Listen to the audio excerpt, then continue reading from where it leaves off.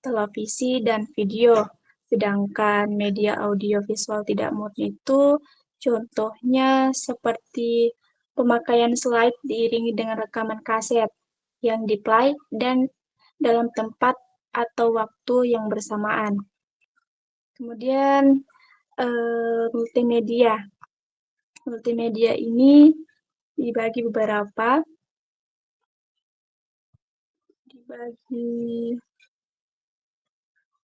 menjadi 6,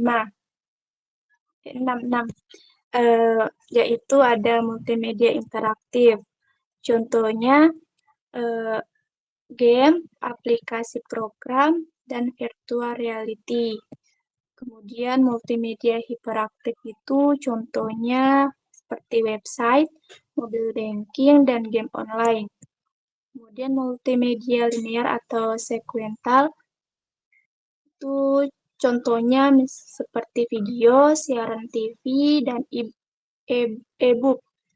Kemudian multimedia presentasi pembelajaran. Contohnya Microsoft PowerPoint dan Prezi. Kemudian ada multimedia pembelajaran mandiri. Contohnya itu seperti aplikasi simulasi ujian nasional, SBMPTN, dan aplikasi pembelajaran model drilling lainnya.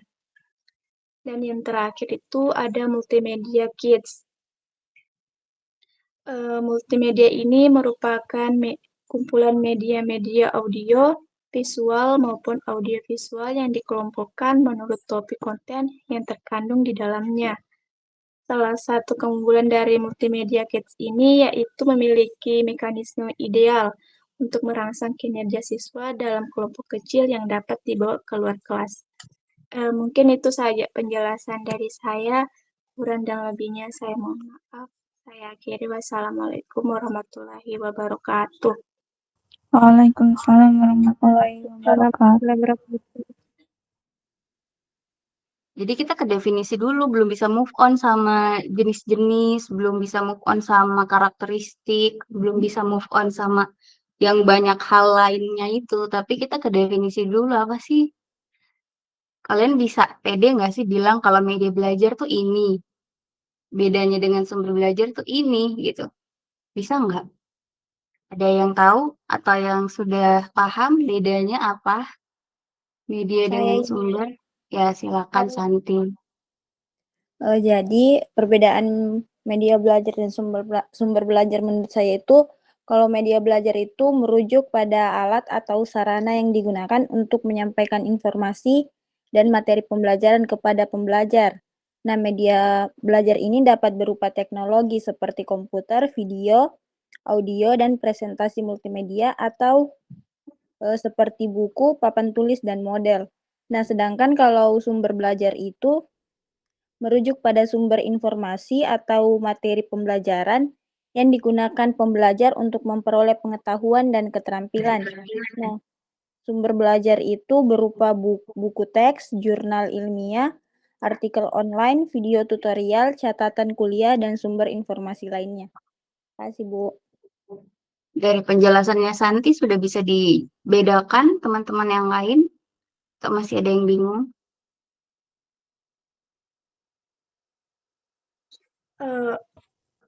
Itu Ibu, guru itu kenapa bisa dikatakan sumber belajar Ibu? Itu yang saya tidak paham. Santi bisa jawab nggak? Atau teman-teman yang lain bisa jawab nggak? Apa bedanya? Apakah guru itu masuk sumber atau media?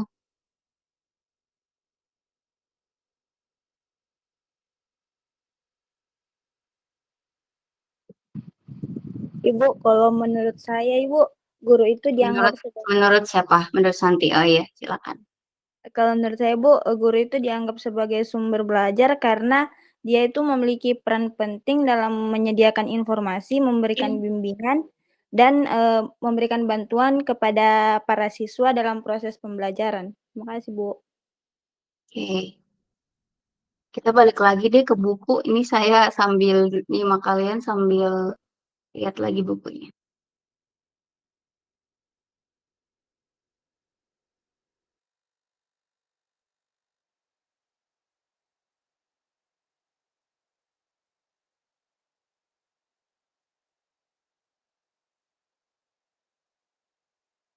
Maaf Bu, nggak ada suaranya Ibu. Sip, thank you. Ya, di sini adik-adik bisa lihat ada kata kunci di sini bahwa media itu kan adalah saluran perantara gitu ya, atau dia itu di tengah-tengah gitu ya. Jadi media itu adalah sebuah channel atau perantara gitu. Dia itu yang sebagai apa ya? Kalau misalnya kalau di sini kan dia contohnya kayak contoh peristiwa umum ya. Kalau di bidang fisika ada yang disebut sebagai media hantar dan lain-lain gitu ya. Tapi kan kalau media pembelajaran berarti dia itu adalah sebuah saluran gitu ya. Pada umumnya saluran atau channel atau mediator sebenarnya. Dia di tengah-tengah gitu. Dia di antara perantara gitu ya. Nah, berarti media ini bisa dibedakan dengan sumber. Kalau sumber itu berarti segala sesuatu yang berasal gitu ya. Dia asal dari segala sesuatu itu gitu. Nah, sedangkan kalau media itu dia kayak ini sumber, ini media, ini yang menerima gitu. Jadi ada yang mau memberikan informasi gitu. Kemudian caranya mau memberikan informasi ini medianya. Nah, orang yang menerimanya itu adalah yang menerimanya gitu. Jadi kalau di contohnya kalau misalnya di sekolah gitu ya atau di pendidikan, sumber belajar, sumbernya atau yang mau apa ya, yang mau eh, berniat untuk menyampaikan sesuatu itu adalah guru, gitu kan? Guru itu kan punya niat untuk mendidik siswa misalnya atau mengajar. Nah, guru ini itu harus pakai media di tengah-tengah ini gitu ya untuk misalnya si siswanya itu bisa paham apa yang gurunya itu sampaikan gitu. Nah, itu media. Definisi media secara umum. Jadi belum media pembelajaran. Media di sini berarti adalah bahasa ya. Jadi bagaimana caranya pengetahuan guru yang ada di otak guru gitu untuk bisa tersampaikan ke siswa. Caranya adalah guru itu kan harus bicara gitu kan dengan bahasa gitu ya. Jadi gurunya itu bicara, menjelaskan misalnya. Nah, media itu adalah itu tadi contohnya berarti medianya itu adalah sesuatu yang memindahkan antara dari sumber gurunya tadi otaknya ke siswa gitu. Jadi bagaimana caranya siswa itu paham misalnya apa yang dijelaskan guru kalau si gurunya itu tidak bicara misalnya ya. Gurunya hanya diem aja gitu. Misalnya gurunya diem aja di depan kelas, terus siswanya melihat guru kan nggak bisa langsung materinya tersampaikan ke otak siswa kan. Jadi gurunya itu harus bicara gitu. Jadi itu adalah definisi media secara umum. Jadi media itu adalah sebuah perantara. Perantaranya adalah contohnya bahasa gitu. Kita pakai bahasa Indonesia. Ya, bahasa Indonesia sebagai media komunikasi namanya gitu ya. Media komunikasi untuk menyampaikan apa yang saya mau berikan ke adik-adik gitu. Jadi saya berbicara seperti ini. Nah, kalau media pembelajaran berarti perantaranya itu bukan bahasa saja, tetapi ada tools-nya atau alat gitu ya. Seperti sekarang saya sama adik-adik itu kan nggak bisa tatap muka secara langsung ya, tapi saya pakai alat gitu. Media pembelajarannya berupa laptop. Laptop ini saya setting Google Meet gitu ya. Kita akhirnya bisa tatap muka walaupun tidak secara langsung. Jadi media pembelajaran itu berarti adalah medianya yang khusus untuk pembelajaran. Gitu ya. Nah, itu bedanya. Jadi kita harus paham dulu definisi media secara umum. Media secara umum itu adalah sebuah perantara. Baik itu bahasa, gestur gitu ya. Kemudian kalau misalnya kita ada bahasa isyarat, itu kan juga media gitu ya. Jadi intinya adalah sesuatu yang bisa memudahkan kita memindahkan apa yang kita maui orang itu biar bisa paham gitu. Nah, Sementara kalau media pembelajaran adalah berarti medianya itu yang digunakan untuk pembelajaran gitu kan. Nah, berarti kalau media pembelajaran sudah diketahui definisinya, ya, harapannya kalian paham apa sumber belajar, apa media. Nah, kalau secara apa ya? Kalau secara umum itu ada mungkin beda pendapat antara beberapa ahli pendidikan gitu ya. Ada yang mengatakan bahwa sumber belajar itu adalah semua hal gitu. Semua hal yang bisa mendukung pembelajaran itu sumber belajar.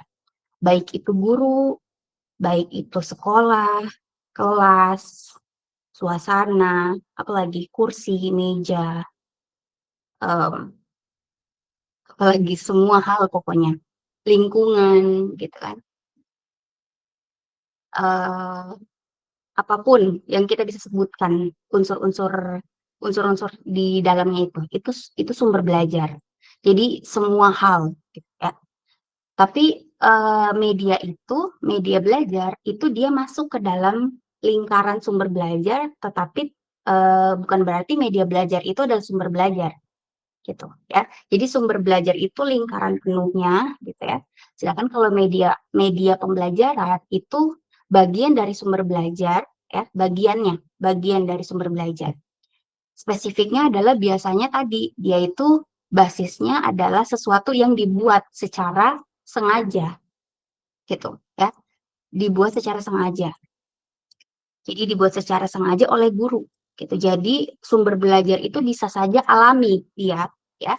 Jadi kayak hutan ya, hutan kemudian mungkin ada misalnya guru itu belajarnya itu dengan tamasya gitu ya, ke hutan atau ke taman gitu ya. Itu kan sudah disetting seperti itu alaminya ya.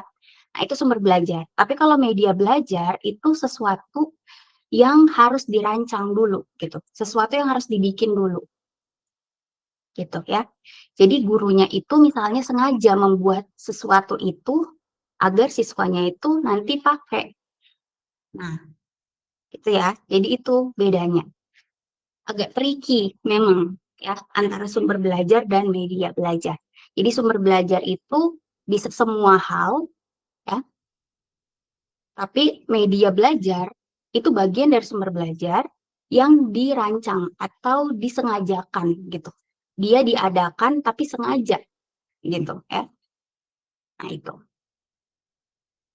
Oke. Nah, jadi kalau misalnya eh, bedanya media yang biasa dengan media belajar apa berarti? Kalau misalnya tadi TikTok, TikTok itu bisa masuk media umum kah? Bisa juga kah masuk media belajar atau dia seperti apa? Instagram mungkin dia itu kan sosial media. Apakah dia bisa dijadikan sebagai media belajar?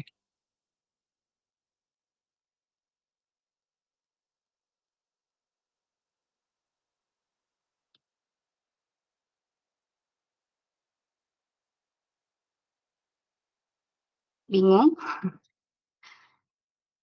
Jadi secara ini saya mau adik-adik paham dulu apa sih maksudnya gitu ya, artinya ya. Jadi media belajar itu bisa kita pakai media umum untuk dipakai di pembelajaran gitu. Jadi misalkan tadi TikTok ya. TikTok itu kan dia kan berisi video-video ya. Dia memuat konten banyak banget. Kreatornya siapapun gitu ya, bisa siapa aja. Nah, dia belum tentu masuk media belajar gitu. Kalau kontennya atau isinya itu bukan materi pembelajaran. Nah, tapi TikTok itu bisa sebagai media belajar kalau ada orang yang buat video TikTok isinya materi pembelajaran gitu. Nah, berarti apa yang paling penting? Nah, media pembelajaran itu bukan hanya berupa media gitu atau sarana gitu ya. Atau apa sih namanya kayak tempatnya, tapi harus ada isinya, gitu ya. Jadi isinya kan bisa apa aja. Nah, yang membedakan media umum gitu ya dengan media pembelajaran berarti isinya itu, gitu. Isinya itu harus berupa materi pembelajaran. Jadi media apapun kalau dia dimasukkan isi pembelajaran, maka dia disebut sebagai media pembelajaran. Begitu. Kalau misalnya televisi itu kan kalau kita nyalakan powernya, itu kan banyak banget konten juga ya. Ada iklan, ada sinetron, ada FTV, berita, kemudian apa? Banyak hal gitu. Saluran-salurannya banyak kan, channel-channelnya. Nah, kalau misalnya TV dipakai sebagai media pembelajaran itu bisa. Asalkan isinya itu materi gitu. Jadi kalau misalnya gurunya itu minta adik-adik, anak-anaknya itu, siswa-siswanya untuk coba deh buka TV edukatif gitu ya, channel edukatif. Biasanya ada kan, misalnya di saluran keberapa gitu di TV. Nah, itu bisa masuk media pembelajaran televisi itu berarti. Tapi kalau misalnya televisi itu menayangkan gosip atau menayangkan iklan, mungkin belum tentu dia masuk media pembelajaran gitu. Nah, sebenarnya iklan bisa juga masuk media pembelajaran kalau materinya itu adalah tentang materi iklan gitu ya kan di bahasa Indonesia itu ada materi untuk membedakan bahasa iklan dengan misalnya bahasa pertanyaan gitu ya. Jadi nanti siswanya mengobservasi bagaimana sih cara bikin iklan. Nah, mereka akhirnya diminta untuk nonton gitu ya, nonton televisi, kemudian lihat iklannya. Nah, gitu. Jadi tergantung berarti ya. Jadi tergantung misalnya materi pembelajarannya apa. Kalau dia materi pembelajarannya bahasa Indonesia, terus siswanya itu diminta untuk mencari iklan gitu ya, itu bisa masuk berarti TV itu gitu. Iklan itu sebagai materi gitu ya, materi pembelajaran dan TV-nya sebagai media gitu. Kalau misalnya materi pembelajarannya itu materinya itu IPA ya, IPA. Nah, di TV itu kan ada juga saluran tentang kayak fakta-fakta gitu kan. On the spot masih masih nonton nggak? Gitu ya, kayak informasi-informasi umum gitu ya. Biasa kan ada ya kayak liputan-liputan kayak dirangkum berapa berapa makhluk hidup yang misalnya makhluk hidup yang apa sih endemik gitu atau misalnya makhluk hidup yang khas di daerah tertentu. Biasanya kan ada ya di on the spot itu mereka menayangkan itu. Nah, gurunya meminta siswa untuk nonton TV tapi khusus yang on the spot itu. Nah, berarti itu bisa masuk media pembelajaran gitu karena sesuai dengan materinya yaitu IPA gitu. Misalnya tentang bab tentang makhluk hidup. Semoga bisa dibedakan, bisa paham ya. Jadi yang penting adalah media itu adalah saluran ke perantara. Jadi dia di tengah-tengah gitu. Perantara artinya berarti harus ada yang memberikan gimana ya? Harus ada orang yang mau secara sengaja membuat media tersebut. Nah, dan ada juga orang yang akan menerima media tersebut, isinya gitu ya. Jadi bukan hanya medianya saja, tapi ada juga orang yang membuat, ada orang yang menerima gitu. Nah, kalau di sekolah berarti guru yang membuat, kemudian media yang dibuat, dan siswa yang menerima atau siswa yang menggunakan media tersebut. Jadi itu ya. Nah, kemudian bedanya media umum dengan media pembelajaran apa? Berarti bedanya tadi bahwa media tersebut apapun medianya, kalau isinya berupa materi pembelajaran atau yang guru itu pengen siswa itu pahami, maka dia disebut sebagai media pembelajaran. Gitu, ya. Sampai di sini ada yang mau ditanyakan dulu? Silakan.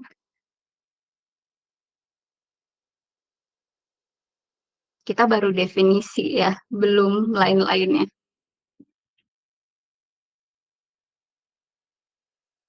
Jadi itu ya bedanya. Nanti kalian kalau diminta menjelaskan, harapannya kalian bisa paham bedanya.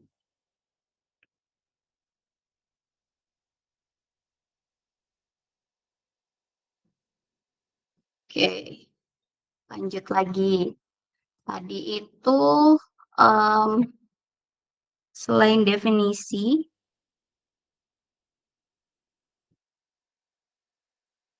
media itu kan tadi ada jenis-jenisnya ya, atau klasifikasi. Nah, klasifikasi ini tuh banyak sekali. Kayak kalau kita baca buku A, dia akan membedakan seperti A gitu ya. Baca buku B, mungkin klasifikasinya lain gitu ya. Jadi tergantung kita itu mau melihat dari mana atau berdasarkan apa gitu ya. Kalian mungkin bisa saja mendefinisikan sendiri gitu ya. Misalkan ada media itu dia berdasarkan berdasarkan penggunaan elektronik atau tidaknya gitu. Jadi media itu bisa aja misalnya guru itu merancang media tapi tanpa mesin gitu. Jadi dia membuat media yang misalnya berbahan bahan-bahan bekas misalnya gitu ya, bahan-bahan bekas yang dipakai untuk membuat media kalau untuk materi ekosistem itu kayak diorama kah atau pameran gitu ya, pameran atau diorama itu kan bisa dipakai atau bisa dibuat gitu ya, tapi tanpa mesin gitu. Jadi pakai buatan tangan. Nah, itu bisa berarti eh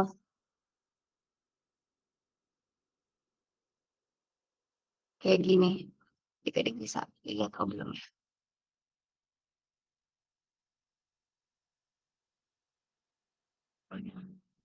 Gitu. Yang ini yang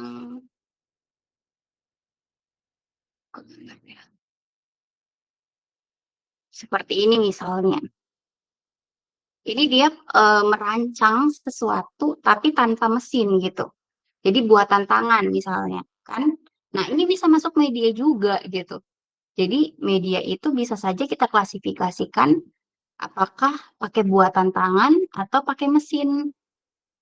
Ada yang elektronik dan ada yang non elektronik. Bisa saja kita pakai klasifikasi seperti itu gitu. Ya, bisa kita pakai klasifikasi itu. Tapi bisa juga misalnya klasifikasinya tadi kalau yang di buku itu kan mereka menggunakan eh, indera apa, sistem indera apa yang menangkap gitu ya. Ada yang media itu basisnya penerimaannya adalah mata, ada yang basisnya penerimaannya itu adalah telinga gitu ya. Ada yang mungkin gabungan telinga dan mata dan ada yang mungkin tadi multimedia gitu. Bisa klasifikasinya begitu juga. Ada juga misalnya klasifikasinya berdasarkan dimensinya. Paham nggak dimensi? Dimensi itu ada yang 1 dimensi, 2 dimensi, 3 dimensi, itu bisa. Ya, kalau yang 2 dimensi contohnya apa? Kalau dari kalian tahu nggak apa? Kalau 2 dimensi, Gambar, Ibu. Sini, Bu. gambar seperti apa? Gambar yang bergerak atau yang diam?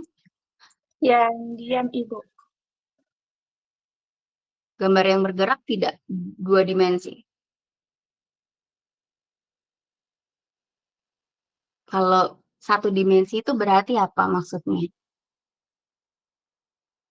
Kita hanya bisa melihat satu sisi saja gitu, atau dia luasnya saja. Jadi satu gini. Hanya bisa dilihat. Ya, luas kalau 2 dimensi ya. Kalau 3 dimensi volume gitu ya. Jadi kita misalnya kalau kita pakai klasifikasi 2 dimensi, 3 dimensi, maka 2 dimensi tadi yang kata Isma, misalnya gambar, poster, kemudian pokoknya sesuatu yang kita hanya lihat satu sisi saja, gitu ya. Grafik, terus buku, gitu ya. Kalau 3 dimensi, 3 dimensi tadi contohnya kayak tadi yang saya kasih lihat ke kalian diorama, pameran, itu kan kita bisa lihat berapa sisi itu, ya, banyak sisi. Kayak gitu. Jadi klasifikasi tergantung ya, kita mau yang seperti apa yang kita mau lihat.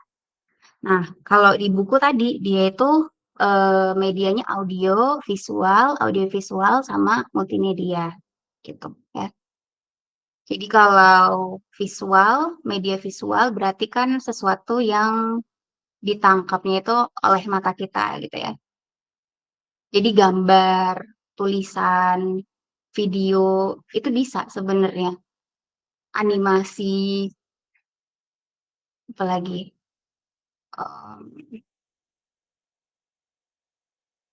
itu ya gambar, grafik, kemudian tulisan, video, yang penting apa yang dilihat oleh mata, ya.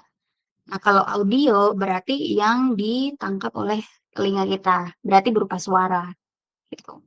Suara kalau misalnya media pembelajaran apa contohnya? Media audio itu.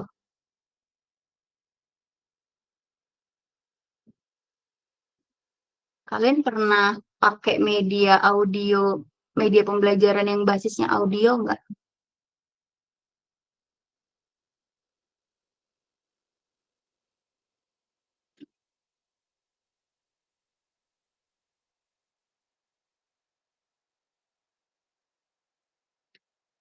Kalian belajar pakai media apa biasanya?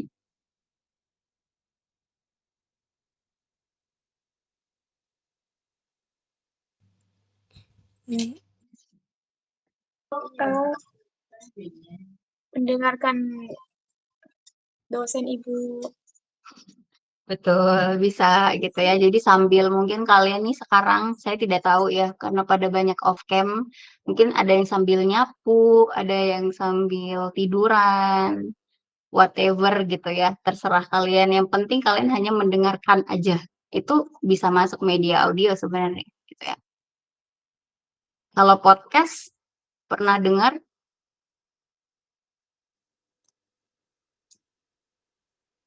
podcast? Ada yang suka dengar Pernah, Bu. podcast? Oh, pernah Ibu. Pernah ibu. Pernah ibu. Jadi podcast itu bisa masuk juga ya, media audio gitu untuk pembelajaran.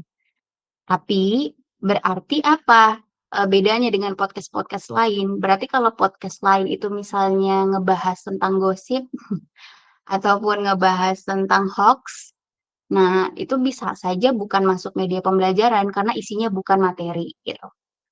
Jadi podcast pembelajaran berarti podcastnya isinya materi ya. Eh, saya tidak pakai Spotify sekarang, tapi pernah saya menemukan itu podcast education ya, pendidikan. Eh, di Spotify itu ada juga podcast pendidikan. Atau yang mungkin kalian juga pernah dengar itu ada yang namanya audiobook. Jadi audiobook itu ya buku digital, tapi kita sambil dengerin gitu, ada suaranya, ada narasinya. Ada orang yang bacain lah gitu. Kalau ada orang males baca gitu ya, males baca gitu beneran baca satu-satu gitu ya, harus duduk, harus konsentrasi gitu ya, terus lebih memilih mau belajar sambil dengerin, itu juga bisa pakai audiobook. Jadi audiobook itu, tapi kebanyakan berbayar ya, audiobook itu dia biasanya itu di eh, aplikasi Amazon, kemudian ada di YouTube juga ada sebenarnya. Kalau kalian lihat, kalau kalian suka ini ya, buku tentang misalnya Misalnya lagi ketik audio ini sambil kasih lihat contohnya ya, jadi biar kita nggak hanya sebutin gitu ya. Tapi apa contohnya? Misalnya ini ada yang tahu buku Atomic Habits, jadi buku tentang buku psikologi ya. Buku Atomic Habits itu buku bestseller ya. Bahasa Inggris tentunya, tapi ada mungkin yang translatekan ini, ada yang bahasa Indonesia, versi bahasa Indonesia. Bayangin kalau kalian membaca buku itu mungkin nggak bisa lebih dari 6 jam gitu ya. Karena kan daya tangkap orang kan beda-beda ya. Ada yang mungkin susah banget untuk nangkep satu kalimat aja ini maksudnya apa sih gitu. Jadi akhirnya ya bisa pakai audiobook. Jadi dengerin 6 jam udah tamat buku satu gitu ya. Ya tergantung durasinya juga gitu. Jadi ada semacam ini juga gitu ya. Jadi sekarang media bisa macam-macam. Ya, itu tadi audio. Jadi ada podcast, kemudian ada audiobook ya. Itu bisa masuk. Bisa juga misalnya ada kreator atau guru yang kreatif bikin lagu tentang materi, itu juga bisa ya, materi dilagukan, itu juga bisa, gitu. Jadi sebenarnya media itu tuh sangat fleksibel gitu ya, contohnya itu bisa apa aja, yang penting isinya gitu. Jadi apapun sarananya, aplikasi apapun itu, tapi kalau dimasukkan sebagai untuk belajar itu bisa masuk media pembelajaran ya. Jadi tidak terbatas, itu hanya misalnya buku aja kah, atau misalnya eh, yang apa ya, yang konvensional gitu ya. Sekarang kita bisa apapun sebenarnya bisa dipakai atau dimanfaatkan gitu ya untuk media pembelajaran. Itu tadi audiobook.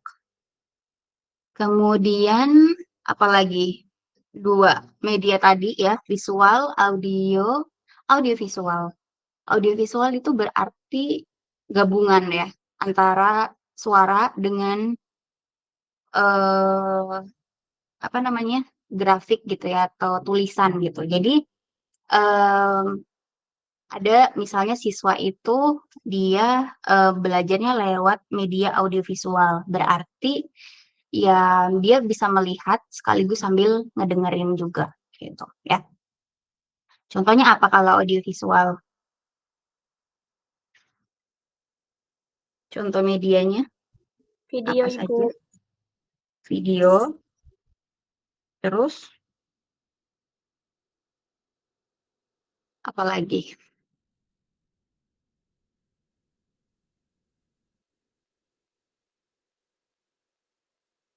Apalagi? Masa contohnya cuma satu? Ada lagi dong contohnya yang lain.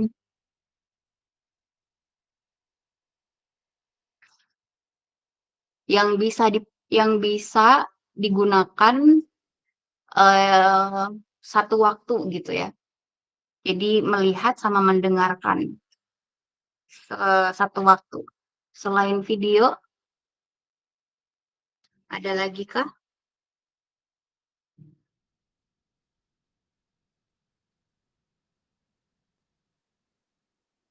Saya punya satu contohnya, tapi saya belum kasih tahu. Siapa tahu kalian sudah ada yang sama jawabannya, silakan.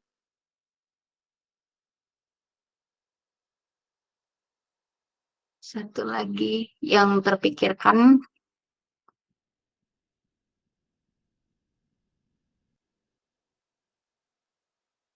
audiobooks.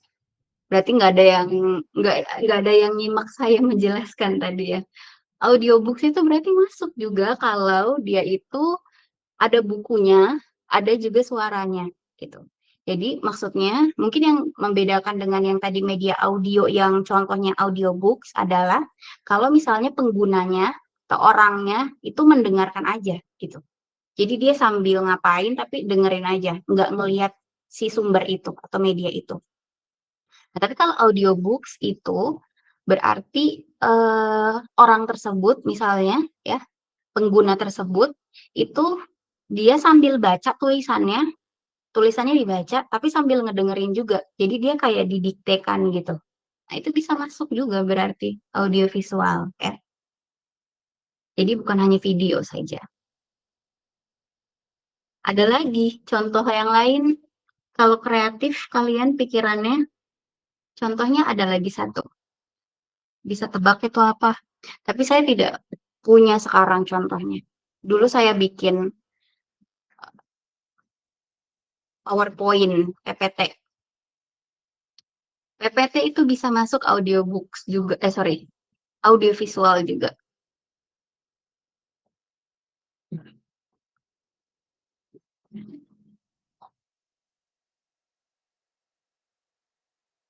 PPT itu bisa masuk audio visual. Ini saya tidak punya contohnya. Dulu saya waktu S2, saya bikin tugas itu untuk bikin media, ya, tugas media.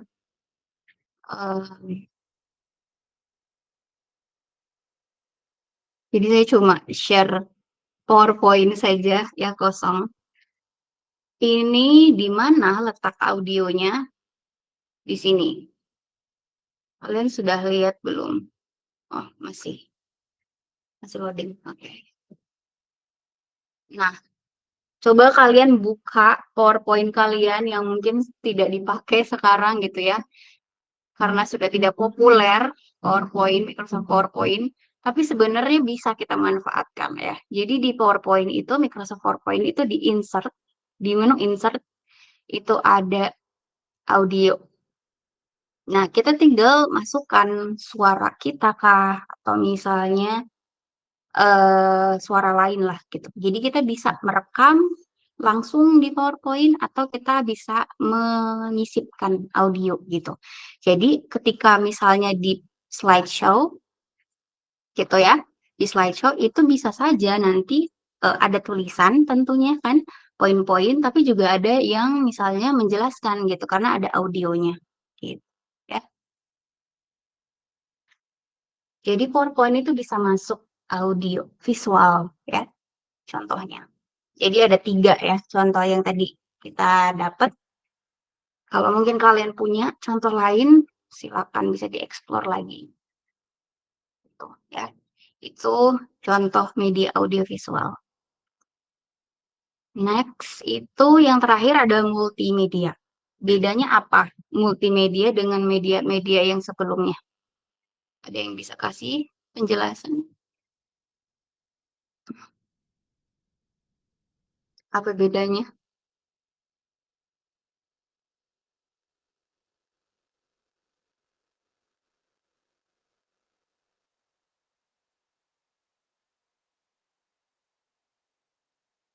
Ini bagus. Ayo, ada yang bisa jelaskan? Kok nggak aktif sih kalian? Saya yang jelaskan semua.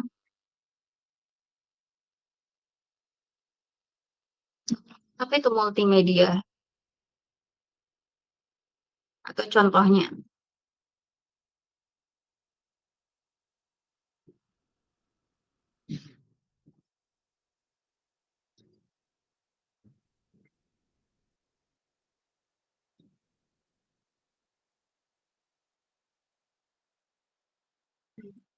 Ibu, izin menjawab Ibu.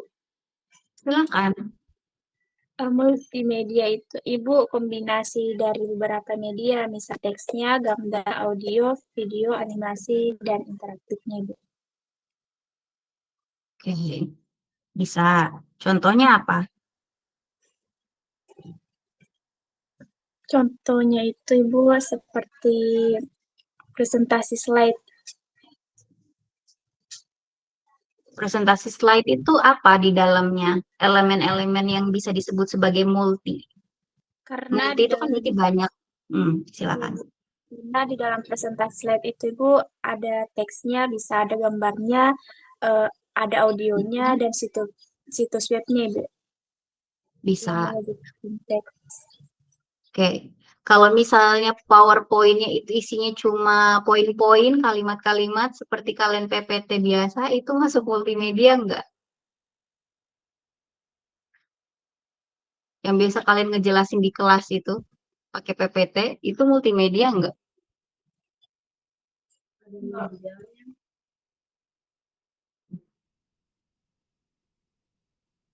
Ayo, gitu aja bingung apa multimedia tuh ya, silakan Isma.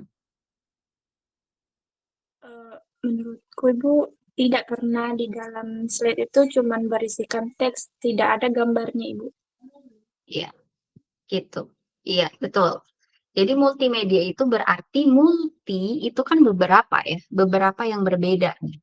Berarti dalam satu media itu kita bisa mengkategorikan ada media yang lain gitu ya. Jadi beda-beda medianya. Itu masuk ke multimedia. Kalau video masuk multimedia tidak?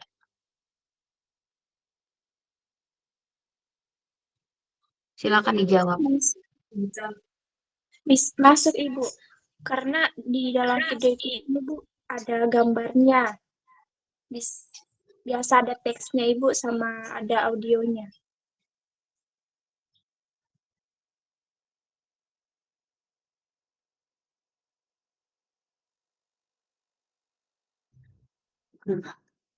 Oke, ya.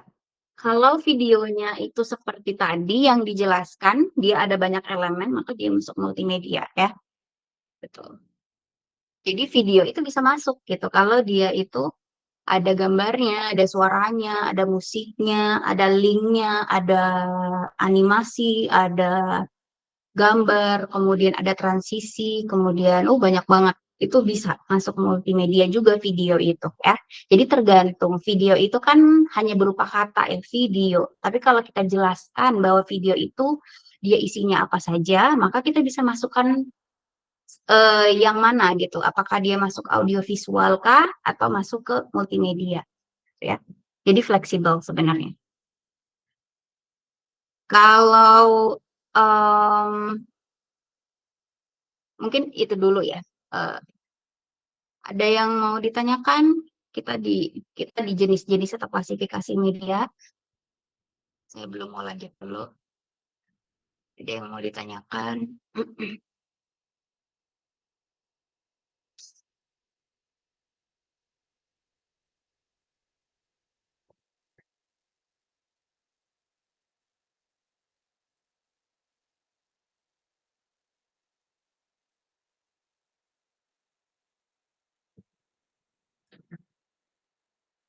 Berarti efektif mana? Kalau sudah tidak ada, berarti kan saya sudah pikir kalian paham ya.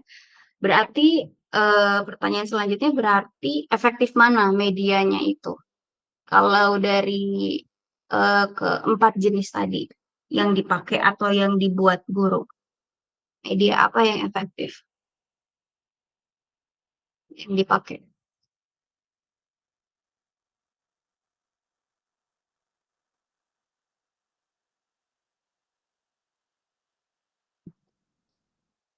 Media audio visual, multimedia, yang mana yang efektif dipakai?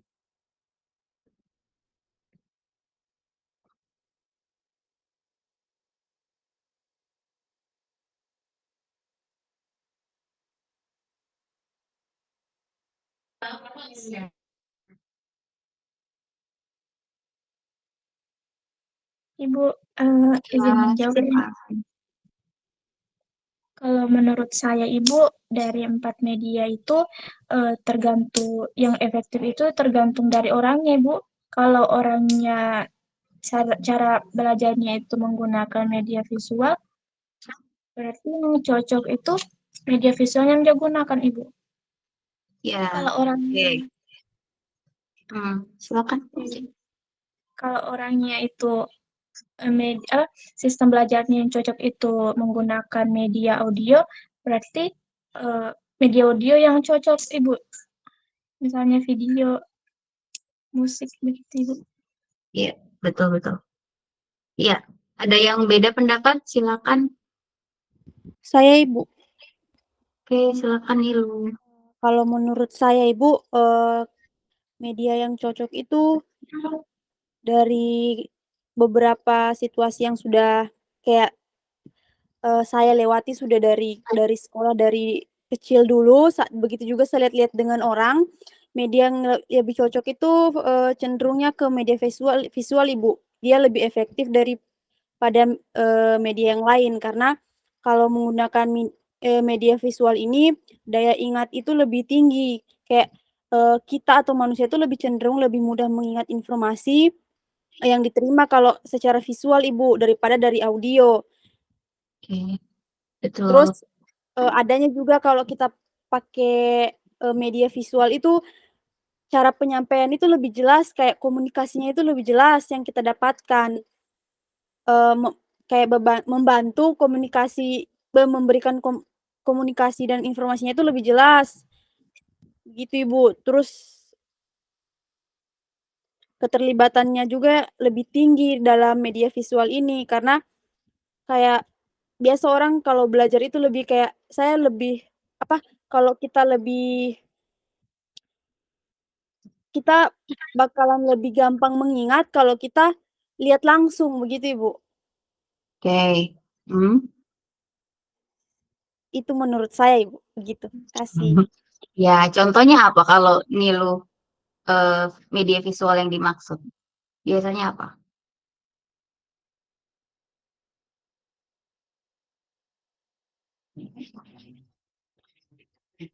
Maaf Ibu bisa diulang soalnya suaranya Ibu putus-putus. Oke, medianya contohnya apa? Media visual yang dimaksud nilu?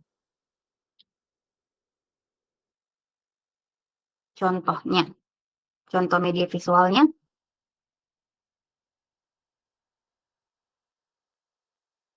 Nggak kedengeran lagi kah? Contoh media visualnya apa yang dimaksud?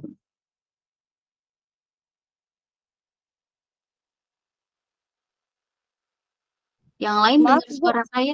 Ya, contoh apa tadi Ibu? contoh media visual. Contoh media visual yang dimaksud nilu apa? Contohnya, Kayak kalau menurut saya kayak gambar begitu Ibu. gambar. Ya. Oke. Terus tadi Nilu bilang bahwa kalau melihat sesuatu itu lebih efektif ya dibandingkan mendengar. Tuh. Ada lagi yang mau menjelaskan? Silakan. Ada yang punya pendapat beda?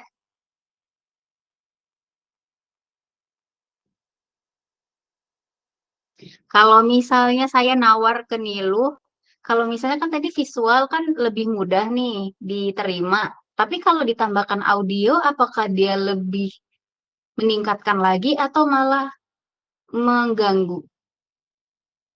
Kalau dari pengalamannya Nilu, gambarnya itu dijelaskan ada suaranya gitu, atau tulisannya dijelaskan ada suaranya. Gitu. Gimana?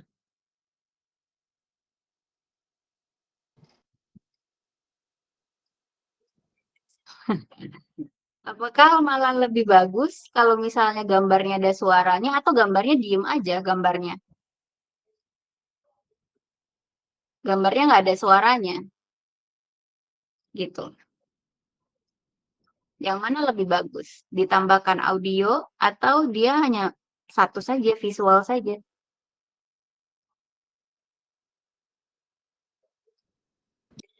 Ibu mungkin kayak pendapatnya Isma juga tadi, kayak kalau saya kan visual itu lebih bagus, cuman kadang kalau kalau secara saya pribadi itu lebih bagus, tapi kan kembali lagi kayak Isma bilang tadi kan beda-beda.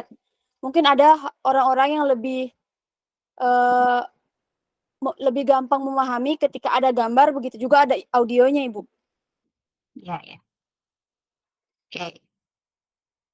Semua pendapat benar ya. Jadi sebenarnya tadi tergantung penggunanya, karakteristiknya dia seperti apa. Ya. Maka sangat fleksibel sebenarnya ya. Dan jangan lupa bahwa media pembelajaran itu harus juga disesuaikan selain dari siswanya atau yang menggunakan, tapi juga dari materinya ya. Materinya itu apakah memang sesuai medianya itu nanti dikembangkan gitu ya. Nah, ngomongin soal tadi visual, Nah, di buku itu kan ada ya, kalau kalian lihat ini di share screen, saya tidak tahu halaman berapa, tapi di situ ada tentang jenis-jenis media visual. Bahkan media visual tuh beda-beda gitu ya. Dilihat dari gambar ini, kalian lihat bahwa semakin ke kanan, dia semakin abstrak. Saya tidak punya mouse, belum mouse saya nggak ada jadi ini ya. Di sebelah kanan ini, semakin ke kanan, visualnya itu semakin abstrak. Semakin ke kiri, visualnya semakin realistis. Paham nggak maksudnya apa?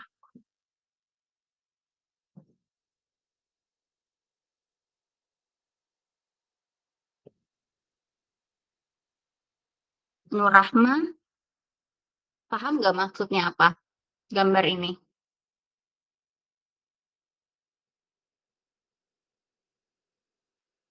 Nur Rahma tidur? Saya bertanya, tidak ada suaranya.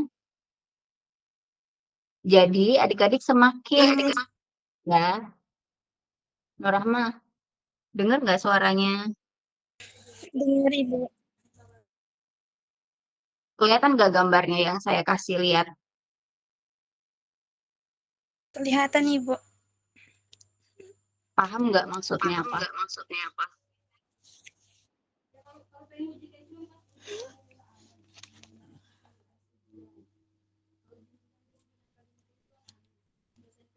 Belum. Belum. Ada yang sudah paham? Bisa kasih tahu ke kita. Soalnya dari tadi saya bicara, boleh gantian, silakan.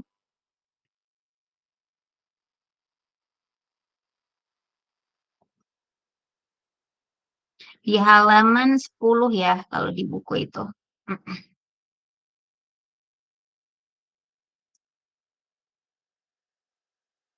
Jadi, pemahaman kita tentang visual itu bukan hanya gambar seperti yang di paling kiri ini, tetapi visual itu juga bisa berupa tulisan, ya. Berarti apa yang kita baca gitu ya, atau apa yang kita lihat lah. Yang kita lihat itu bisa saja gambar ataupun tulisan. Nah, jadi media visual ini tuh beda-beda juga kalau kita lihat di sini. Semakin ke kanan dia semakin abstrak. Artinya semakin membutuhkan energi yang banyak bagi otak untuk paham maksudnya apa. Gitu. Jadi misalnya ketika siswa itu membaca buku, membaca itu kan berarti ada tulisan ya, mengeja tulisan. Kalau misalnya di tulisan itu dikatakan bahwa gerobak tertutup, gitu. Nah, si yang membaca itu harus membayangkan gerobak itu apa, yang dikatakan tertutup itu apa, gitu. Ya, jadi artinya semakin abstrak, gitu ya. Dan bisa aja informasinya nggak begitu lengkap, gitu. Apakah itu yang kita maksud? Gitu ya. Nah, tapi kalau misalnya semakin ke kiri, itu semakin nyata gitu, semakin real. Kita memberikan gambar gerobak gitu, gerobak tertutup yang mungkin fitur-fiturnya kelihatan di gambar, gitu ya. Nah, jadinya semakin nyata gitu. Jadi, kalau semakin ke kanan itu semakin sulit siswa untuk memahami gitu ya materi karena dia harus membayangkan apa yang dimaksud gitu. Nah, tapi kalau semakin ke kiri, kalau kita menyajikan gambarnya saja tanpa tulisan, maka mereka sudah tahu bahwa oh maksudnya ini ya gambarnya. Gitu. Coba deh kalau misalnya kalian ubah si gambar ini, gambar yang ini ya, atau yang ini dikalimatkan itu pasti panjang sekali kalimatnya. Gerobak yang berwarna ini, rodanya ada segini, kemudian ada gini-gini gitu ya. Tapi kalau kita menampilkan gambar saja, maka tentunya siswa sudah tahu gitu. Yang dimaksud itu apa sih informasinya, ya. Jadi seperti itu.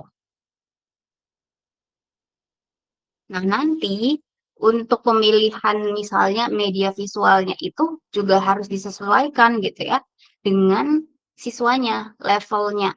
Kalau misalnya level SD, siswanya mungkin lebih banyak gambarnya gitu dibandingkan tulisannya. Gitu ya, biar mereka lebih paham dengan mudah dan dengan cepat.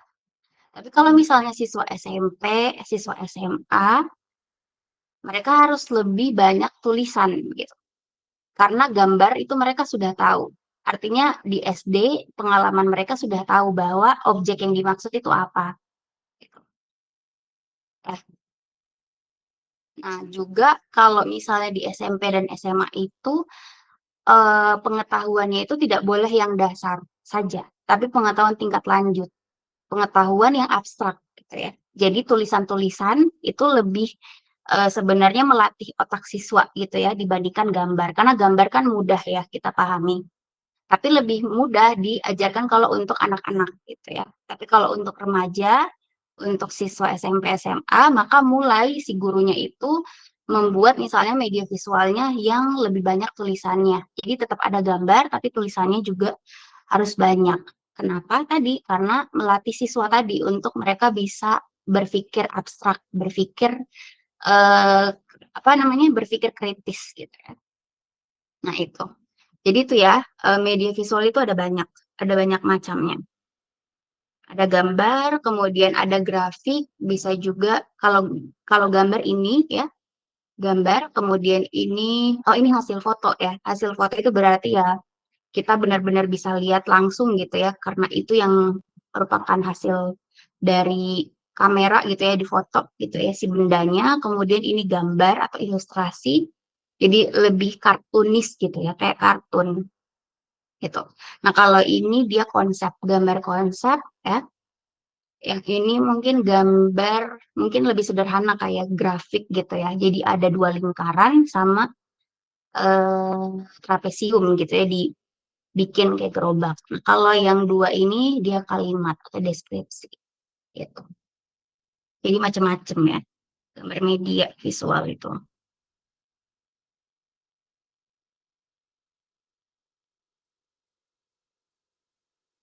Oh iya, sama satu lagi tadi saya diingatkan sama Niluh sebenarnya tentang kerucut ya.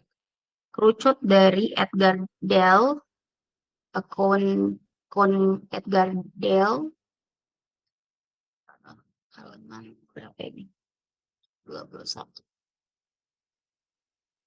Yang ini. Ini juga diterapkan oleh kalian sebenarnya ya.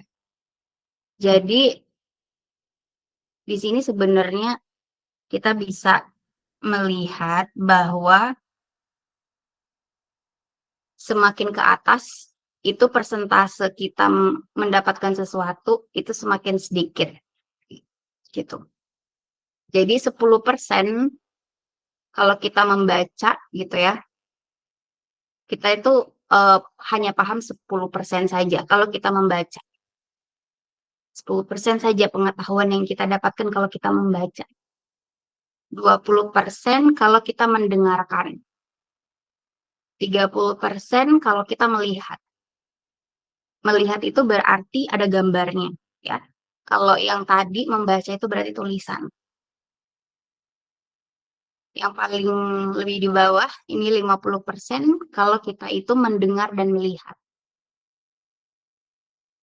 Menonton itu 50% berarti. 70% itu kita bisa dapat pengetahuan kalau kita itu berbicara atau menulis gitu. Jadi aktif gitu ya siswanya misalnya. Jadi mereka bukan hanya mengkonsumsi sesuatu gitu ya, tapi mereka juga akan respon gitu ya. Entah itu dibicarakan ataupun ditulis. Ya, bisa berupa ini bisa misalnya tadi menulis, kemudian bisa juga berbicara atau juga bisa kayak bermain peran ya kalau di sini role play atau demonstrasi itu juga bisa ya kayak praktek. Nah, ini 90% ya. Kita dapat 90% kalau kita itu melakukan gitu ya, melakukan. Jadi semua semua mungkin sistem indera itu aktif gitu ya. Jadi mata, kemudian telinga, terus tangan, kaki ya. Itu dia bisa paham misalnya materi tersebut kalau dia bisa praktekkan gitu, dan apa yang dipraktekkan itu sudah sesuai dengan yang diharapkan. Gitu, ya. Ini juga berarti rujukan kita untuk melihat kalau misalnya kita bikin media, berarti harapannya dia akan seperti apa. Kalau kita misalnya bikin media berupa apa yang dibaca saja, hanya teks, berarti ya dia hanya 10% saja berarti ya. Kalau misalnya kita bikin medianya itu ada audionya, nah tentu audio di sini tidak sembarang audio ya. Saya belum menjelaskan juga audio yang seperti apa sih yang dimaksud sebagai media audio yang baik dan benar gitu ya. Karena kan bisa saja gitu ya, audio itu kedengaran tidak jelas gitu oleh siswa ya, bisa. Jadi audionya harus benar-benar yang profesional juga ya yang dimaksud di sini. Jadi harus benar-benar diedit, kemudian dikurangi misalnya kebisingannya atau suaranya, kemudian bagaimana cara kita berbicara gitu ya kalau kita mau mengembangkan media audio. Itu juga harus diperhatikan kalimat-kalimatnya, tanda baca, intonasi, ya, dan lain-lain gitu ya. Itu media audio yang profesional. Kemudian kalau yang 30% tadi kita melihatnya itu berarti kita bisa melihat objeknya langsung gitu ya. Dan lain-lain di bawahnya tadi ya. Ini ada di halaman 21. Silakan bisa dieksplor lagi kalau lupa. Nah, ketika kalian kemarin bikin mind map, harapannya kalian sudah bisa punya 90% sih ya. Oh, tidak 90%. Menulis ya 70% gitu ya. 70%. Nah, ditambah dengan kalian tadi berbicara. Berbicara sekarang tadi ada yang tadi kasih pendapat, maka mungkin akan nambah pemahamannya. Ditambah lagi kalian ngedengerin saya bicara gitu. Jadi kalian sudah punya modal menulis, berbicara, dan mendengar. Nah, sisanya praktek itu nanti di pertemuan-pertemuan selanjutnya kita akan bikin langsung medianya gitu ya. Jadi itu ya. Silakan deh yang mau ditanyakan so far.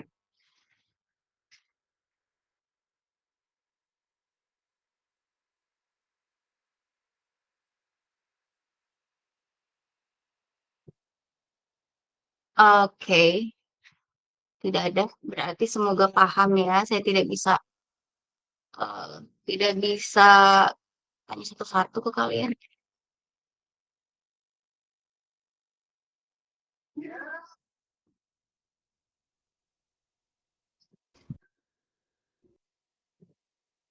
Saya mungkin banyak sekali kekurangan menjelaskan karena sebenarnya tadi pun saya menjelaskan tidak selengkap di buku ya. Eh, saya belum menjelaskan tentang media audio yang seperti apa, yang dimaksud media audio yang baik, kemudian audio visual dan lain-lain gitu ya. Tapi harapannya kalian bisa aktif sendiri untuk belajar karena kan kalian sudah di level pendidikan tinggi, jadi silakan bisa mandiri belajarnya.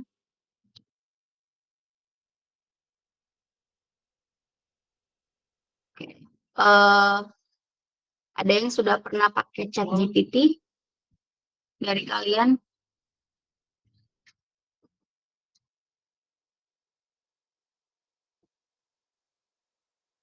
Itu cuma dengar doang, tapi belum pernah ngelakuin AI. Sudah pernah belum? Sudah pernah gunakan, Ibu. Sudah, Ibu. Untuk melakukan apa atau untuk mencari apa? Mencari jawaban, Ibu. Jawaban. Chat GPT versi berapa kalian? Yang gratis? Iya, Ibu. 3,5 sama versi 4,0-nya, Bu.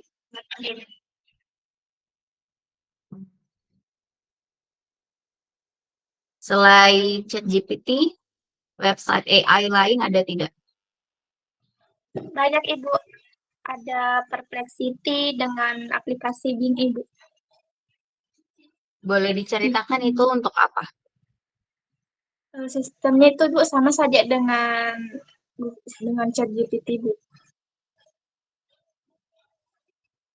Tapi, Cuma beda website. Gimana? tapi dua aplikasi ini ada referensinya, Bu, ada sumbernya. Sedangkan kalau di GPT itu, Ibu, tidak ada. Oke. Ada lagi yang lain? Itu basisnya teks saja. Iya, Ibu. Kalau AI lain, ada tidak? Yang untuk misalnya mereplika muka, wajah,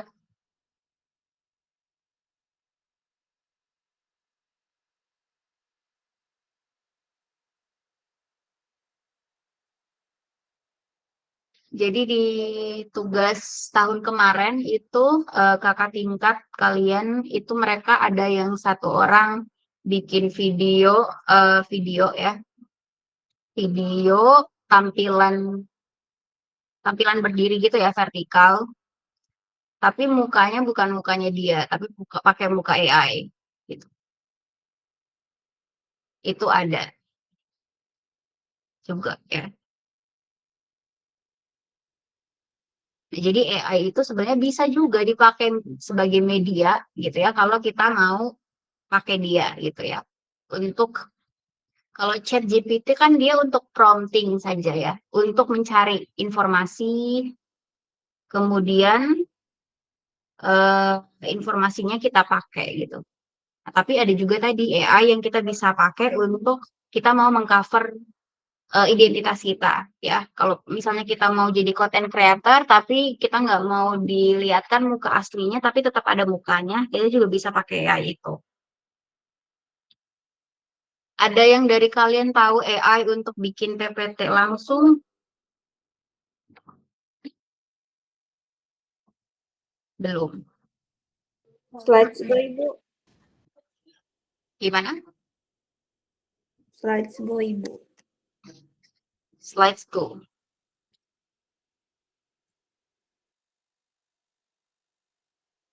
Slidesgo di sini saya belum pernah pakai sih. Tapi dia bisa langsung otomatis bikin kan? Ini ada make AI-nya. Atau kalian kalau bikin PPT manual bikin sendiri.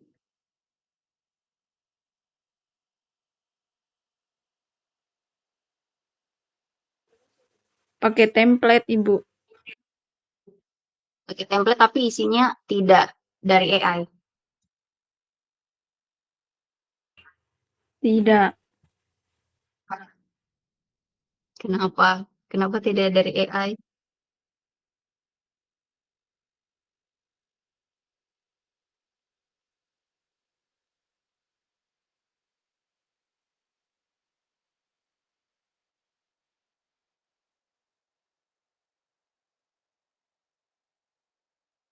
Sebenarnya kita juga bisa pakai ya, karena AI itu kan dia kalau di detect di plagiarism gitu ya, itu dia nggak akan terdetek plagiarismenya gitu, karena dia sudah mengedit sendiri ya.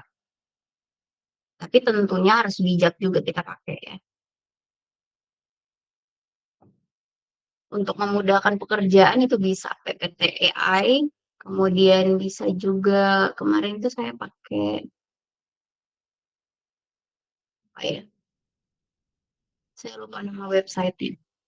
Itu sudah langsung ada juga gitu ya PPT-nya. Kita tinggal masukkan keyword-nya apa, dia akan kasih PPT-nya, kemudian desainnya dan isinya juga. Kalau virtual reality, tahu VR,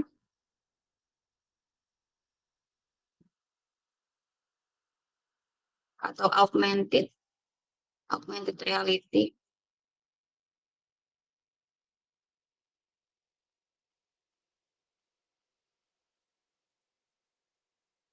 Augmented reality atau virtual reality itu adalah semacam realita yang kita bikin gitu. Saya sendiri belum bikin juga ya dulu waktu S2 itu, padahal rancangannya itu, tapi ternyata programnya berat sekali.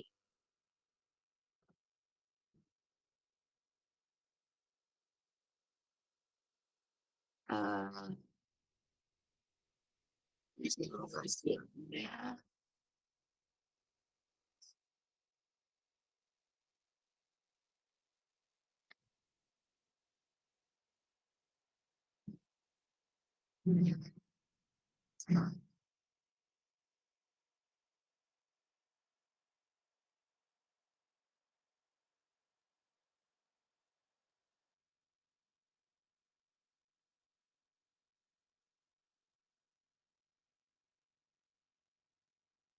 Kamera. Ya.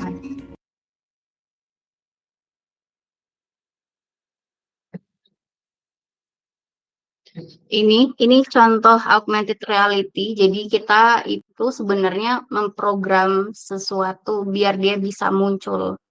Objeknya itu bisa 3 dimensi dari satu gambar saja. Contohnya kayak gini. Tapi saya belum bikin ini video orang, dia bikin augmented reality untuk materi virus ya. Jadi biar dia bisa gerak dan bisa muter gitu ya. Kalau gambar kan dia itu hanya hanya 2 dimensi saja ya. Kalau ini dia bisa gerak. Yang berfungsi untuk men-scan marker dan akan menampilkan objek Kayak gitu. Jadi dia akan timbul, gambarnya tuh akan timbul.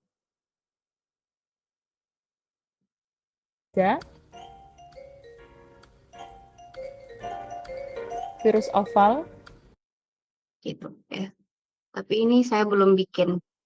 Saya belum pernah bikin augmented reality. Ada juga yang paling modernnya itu virtual reality ya, yang biasanya itu di games-games yang dia pakai apa namanya, pakai glasses gitu, kacamata gitu, terus ada remote-nya. Nah, itu sebenarnya juga bisa kita pakai untuk media pembelajaran virtual reality ya, tapi tentunya itu mahal untuk dipakai, atau dimanfaatkan.